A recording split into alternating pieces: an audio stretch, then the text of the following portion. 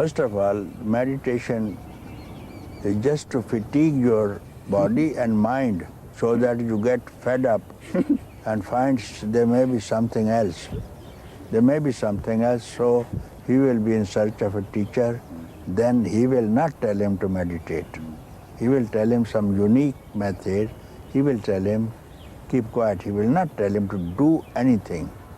Doing and not doing is not the work of a teacher. It is for the preachers. You have to do this and you have not to do this thing. Teacher has no teaching, no do's and no don'ts. He tells you, keep quiet. There can be nothing else that the teacher can say. And this is going to work. And this could be the best teaching that the teacher could give. If you listen to him, as I was telling, if he says, keep quiet, not only you hear, but you become quietness, you see. What is the trouble, you see? And you see in satsang also, listening also, when I tell them, inquire, investigate, who am I? And they say, we can't do it. We can't do it. You see, we have been doing and we are in trouble, in tension, headaches. So they are otherwise engaged. So therefore, some rare one gets at it. And I do not know why. I cannot give you anything on my own, why it is not working. Why it's not working, you see.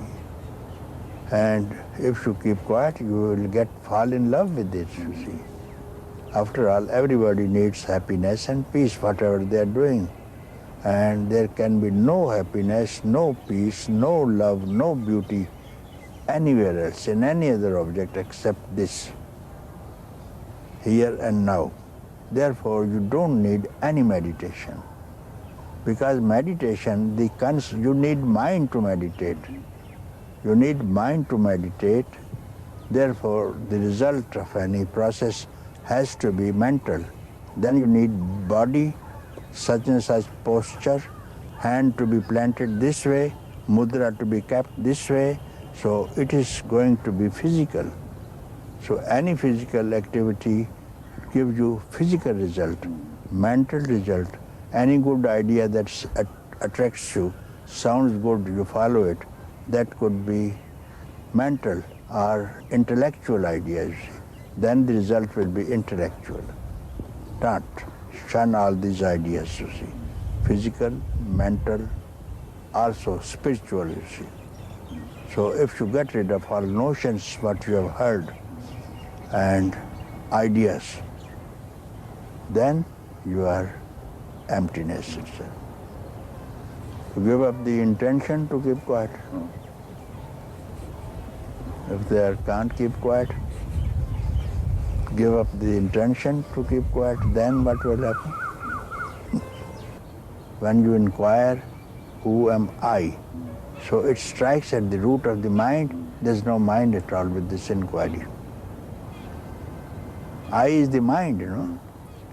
And now you are questioning.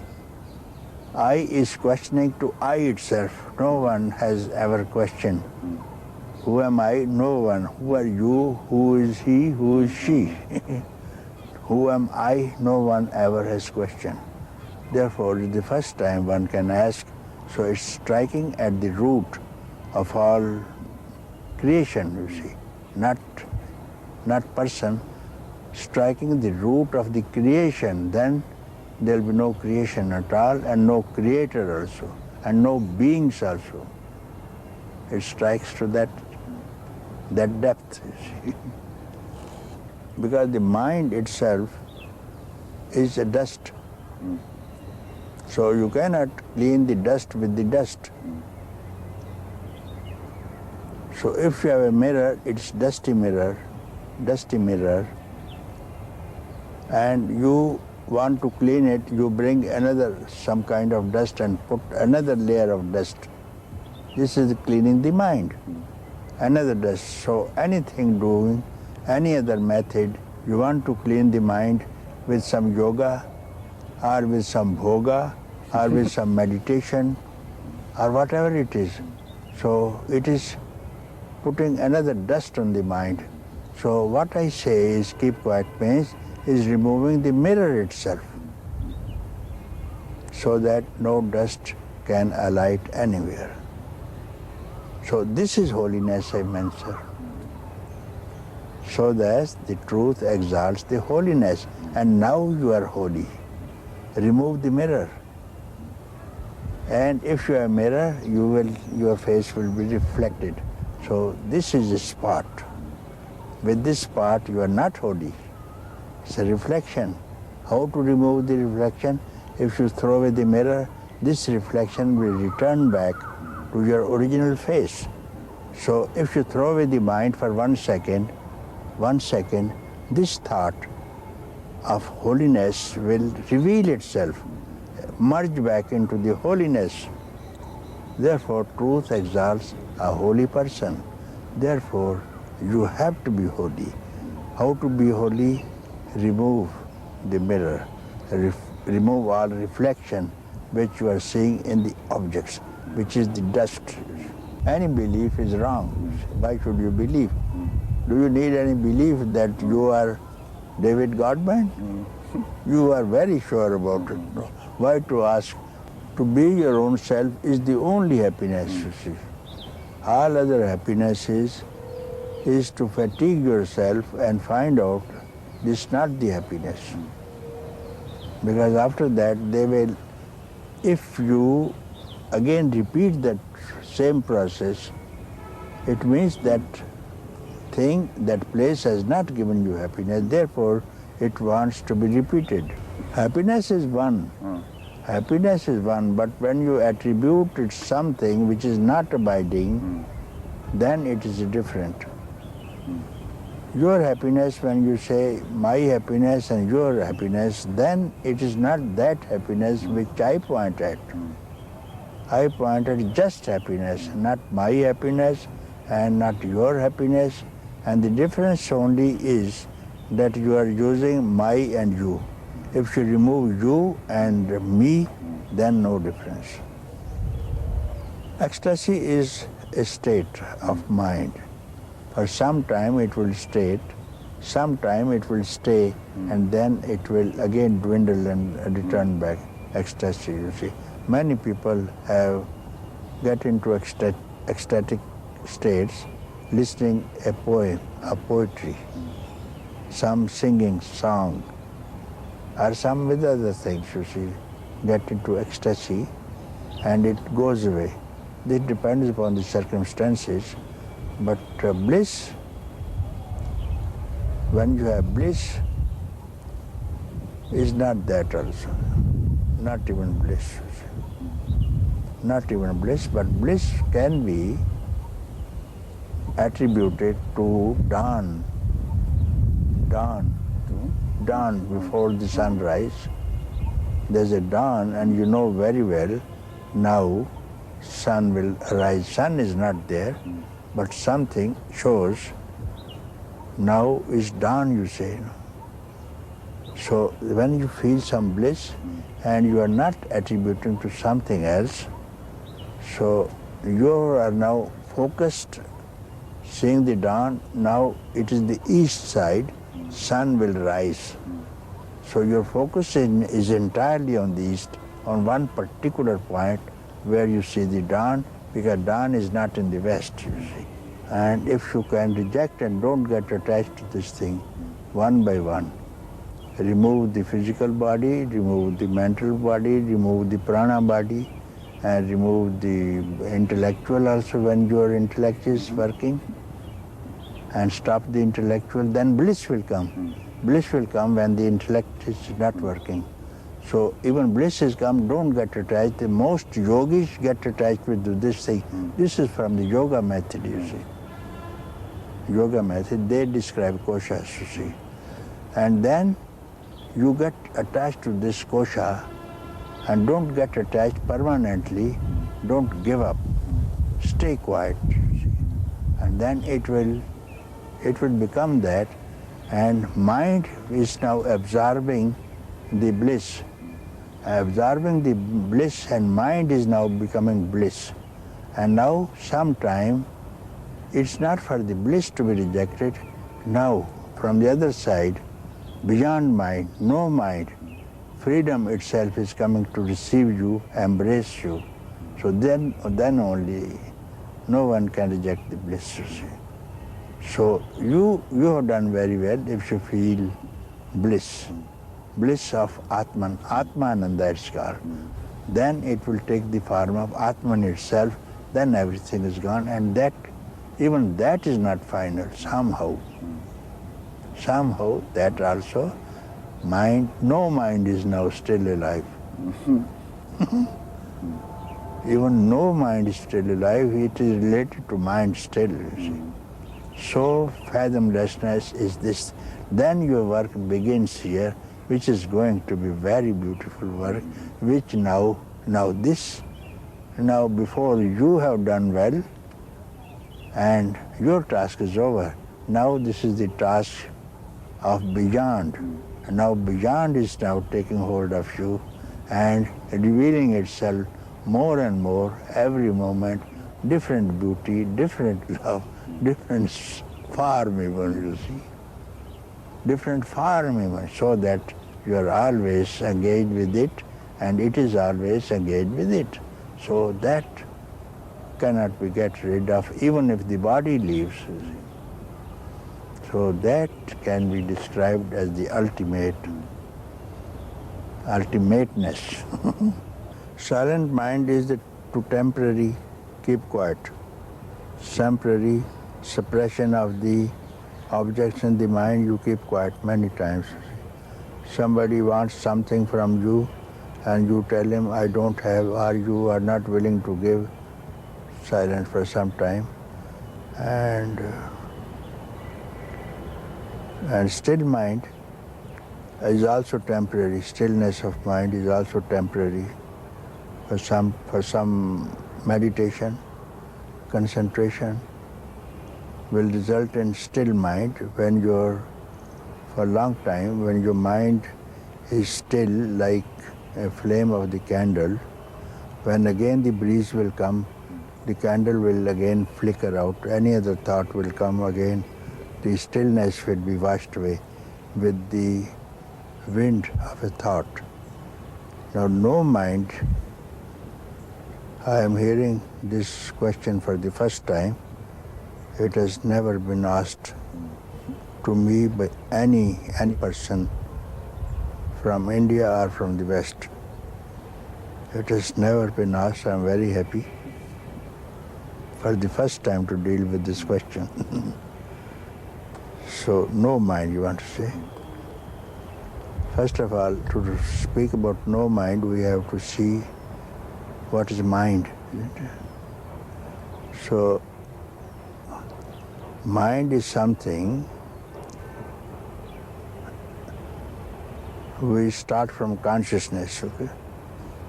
When the consciousness wants to know itself, consciousness wants to know itself, about itself. Who am I? As you are there, yet you need a mirror sometimes to appreciate your makeup. You want to see yourself. Then the mirror will reflect.